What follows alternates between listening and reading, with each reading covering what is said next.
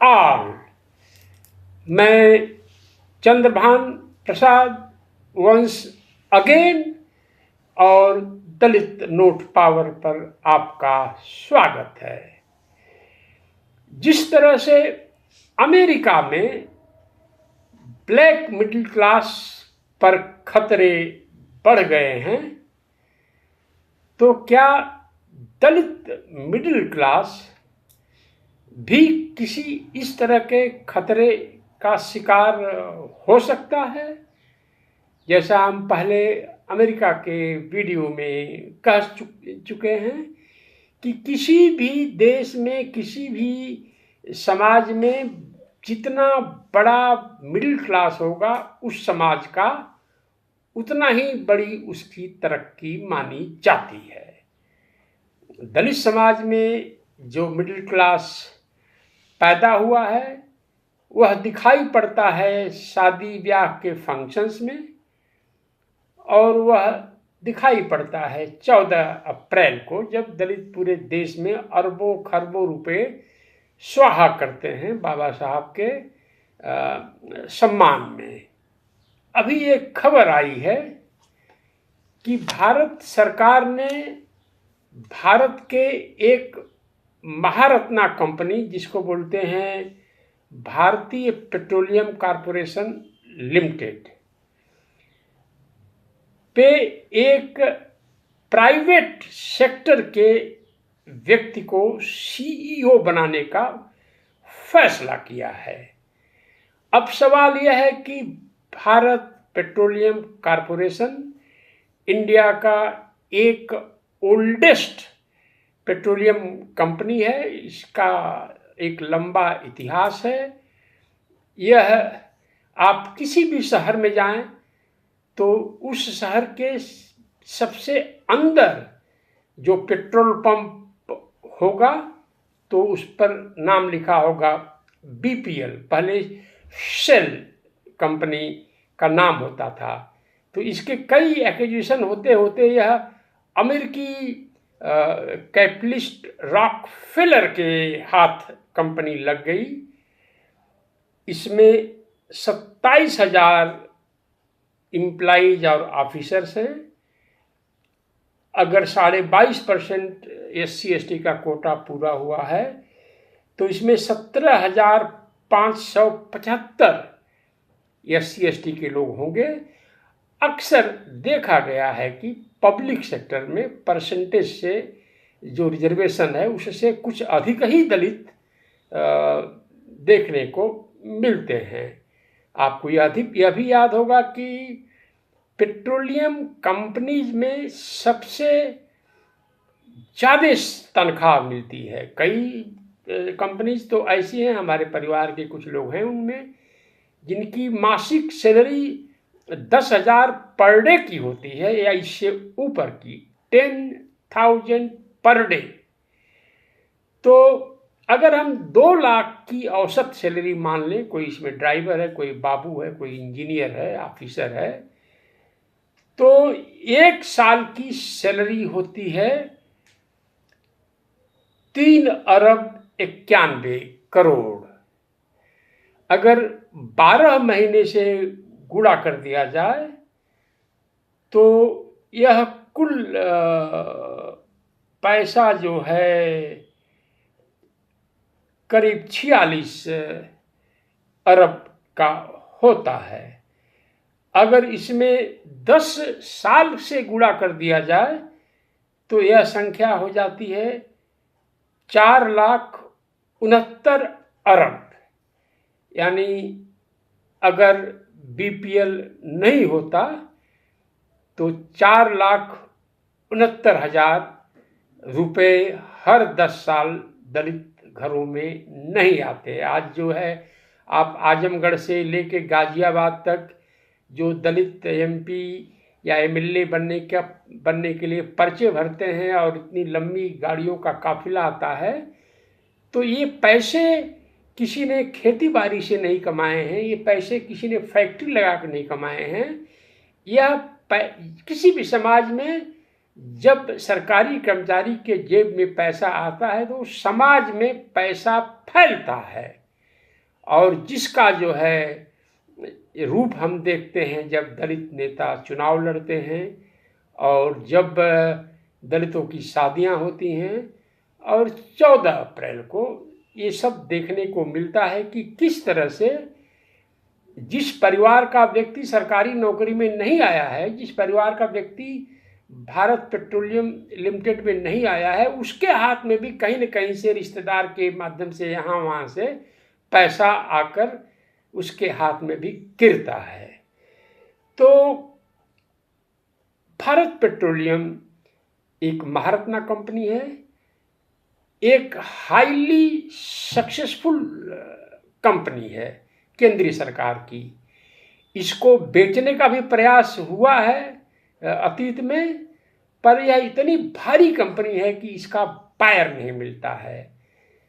तो जब यह कंपनी फायदा दे रही थी तो इसमें प्राइवेट सेक्टर से किसी व्यक्ति को इसका सीईओ क्यों बनाया जा रहा है? कहीं ऐसा तो इरादा नहीं है कि ये प्राइवेट सेक्टर का सीईओ प्राइवेट सेक्टर को रिप्रेजेंट करेगा और बीपीएल को खत्म करेगा? प्राइवेट सेक्टर का सीईओ भारतीय रिपब्लिक को नहीं रिप्रेजेंट करेगा और इसको धीरे धीरे कंपनी को प्राइवेट हाथों में देने का कोशिश करेगा। पर हैरत की बात तो यह है कि इतने सारे दलितों के बीच एमपीज हैं, लोकसभा में हैं, राज्यसभा में हैं, एमएलएज हैं, इतने मिशनरी हैं जो काऊ काऊ करते रहते हैं। 14 अप्रैल को देखिएगा ये काऊ काऊ कितना तेज हो गया है। इस पर किसी ने एक शब्द क्यों नहीं बोला और क्यों नहीं लिखा? फेसबुक या ट्विटर पर एक पैसे का भी इस पर खर्च नहीं है। तो हो सकता है कुछ एमपीज हो जो चुपचाप इसके खिलाफ कुछ कर रहे हो, या कुछ एमपीज हो जो दलितों की आवाज़ चुपचाप उठा रहे हो, जिसका हमें पता नहीं चलता है पार्लियामेंट्री कमेटीज वगैरह के माध्यम से। लेकिन मेरे लिए तो ये बहुत हैरत की बात है कि दलित जो लीडरशिप है, या यूँ कहें दलित मिडिल क्लास के ऊपर जो इतना बड़ा हमला हो रहा है, तो दलित मिडिल क्लास इस पर नाराज क्यों नहीं है? दलित मिडिल क्लास में इसके प्रति गुस्सा क्यों नहीं है? हम जब कहते हैं कि दलित मिडिल क्लास में गुस्सा क्यों नहीं है, तो इसका मतलब ये नहीं हुआ कि दलित मिडिल क्लास के लोग अपने ऑफिस से बाहर निकल के आंदोलन प्रदर्शन करें। दलित मिडिल क्लास नौकरी करता है, अपने परिवार को मजबूत करता है, फिनेंशियली एजुकेशन देता है बच्चों को, अपने रिश्तेदारों को मजबूत करता है, अपने रिश्तेदारों के एजुकेशन में भी कई लोग खर्च करते हैं। और जब उनके ऑफिस में उनके घर पर कोई चंदा मांगने जाता है तो उसको चंदा भी दे देते हैं।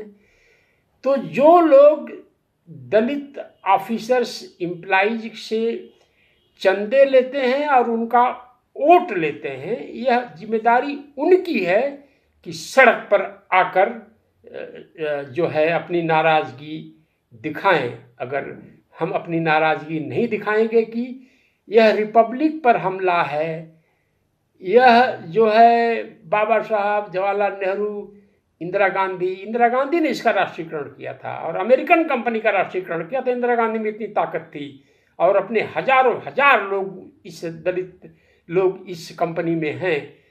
तो दलित लीडरशिप का मतलब एमपी, एमएलए, मिशनरी, जैसे लगता है कि ये क्या कहते हैं जो कोई ठेका ले लेते हैं किसी का मर्डर करने के लिए, इसके लिए कोई टर्म है।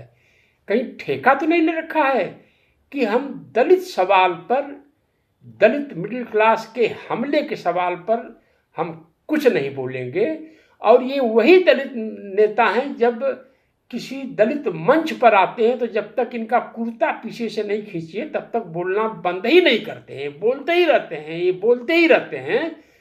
पर इतनी बड़ी खबर है कि भारत पेट्रोलियम का सीईओ एक प्राइवेट सेक्टर के व्यक्ति को बनाया जा रहा है, तो दलित समाज में इसकी चर्चा भी नहीं है। यूट्यूबर्स भी चुप हैं, मिशनरीज भी चुप हैं, एमपी एमएलए भी चुप हैं, और फिर इसका मतलब दलित मिडिल क्लास भी चुप है। यह तो बहुत डरावनी खबर है। अमेरिका में मात्र चर्चा शुरू हो गई कि ट्रंप साहब यूएस पोस्टल सर्विस को प्राइवेटाइज कर सकते हैं, तो ब्लैक लोगों की ताकत इतनी बड़ी है कि यह अंतर्राष्ट्रीय खबर बन गई। लंदन में बैठे गार्जियन अखबार को लिखना पड़ा। तो ये दलितों में ये खामोशी क्यों है? क्या दलित समाज ने अपनी हार स्वीकार कर लिया है? क्या दलित समाज यह मान बैठे हैं कि 2035 तक तो वैसे ही हमें समाप्त हो जाना है? या दलित समाज को कोई न कोई धोखा दे रहा है, जो उनसे वोट ले रहा है और नोट ले रहा है, लेकिन उनके सवाल पर एकदम चुप्पी साधे हुए है? और ऐसा भी हो सकता है कि हम जैसे लोग जो कुछ बोल रहे हैं, तो हम जैसे लोगों को गाली भी पड़े, क्योंकि जो काम ये नहीं कर सकते हैं कोई और कर रहा है तो उसको गाली देना है। और चूंकि बहुत सारे इसमें जो है आईटी सेल के पेमेंट पर हैं, उनको पैसे मिलते हैं, वह वहाँ जॉब करते हैं, तो इस तरह की न्यूज़ को ब्लॉक करके रखना है। और जो इस तरह की न्यूज़ को एक्सपोज करेंगे, उनके ऊपर हमले भी करने हैं, गालियां भी देनी है। तो मेरा तो काम है कि जो मैं देख रहा हूं, मैं ऐसा तो नहीं है कि मैं अकेले अखबार पढ़ता हूं दलित समाज में, ऐसा तो नहीं है कि मैं गार्जियन अखबार रोज पढ़ता हूं, लेकिन कोई डेवलपमेंट हुआ है तो एक संवेदनशील व्यक्ति होने के नाते उस डेवलपमेंट का मुझे पता चल गया है। किसी एक दलित IIM ग्रेजुएट ने हमको बॉम्बे से वह लिंक भेजा कि प्रसाद जी इसको पढ़िए आप, जो खतरा अमेरिकन ब्लैक मिडिल क्लास पर है वही खतरा दलित मिडिल क्लास पर है। मेरा काम आप लोगों को यह बात बता देनी है। आप लोग अब जिनको वोट देते हैं और नोट देते हैं, उनसे पूछिए कि इतनी बड़ी घटना पर आपका स्टैंड क्या है, और आपने इस पर क्या बोला या क्या लिखा या क्या प्रदर्शन अनशन किया, तो ठीक है। अदरवाइज बहुत सारे दलित मिडिल क्लास के लोग हैं जो सोचते हैं हमारा क्या होगा, हम तो इतना लाख रुपया कमा रहे हैं हर महीने। तो मैं ये बता दूं, जब समाज पर खतरा आता है तो चारों तरफ से खतरा है। और 2030 तक मुझे लगता है कि हर तीसरे दलित घर में एक लड़की अनब्याही रह जाएगी, क्योंकि सबसे बड़ी संख्या में दलित जो ऑफिसर बनते हैं वो करीब 250 पब्लिक सेक्टर कंपनियों में बनते हैं, जहां की सैलरी बहुत हाई है। अगर आपको यह वीडियो अच्छा लगे तो इसको सब्सक्राइब करिए, इसको फॉरवर्ड करिए मित्रों में, और जो आपके बस में है दिए हुए बैंक अकाउंट पर सपोर्ट भी करिए। जय भीम, जय दलित मिडिल क्लास, जय भारत।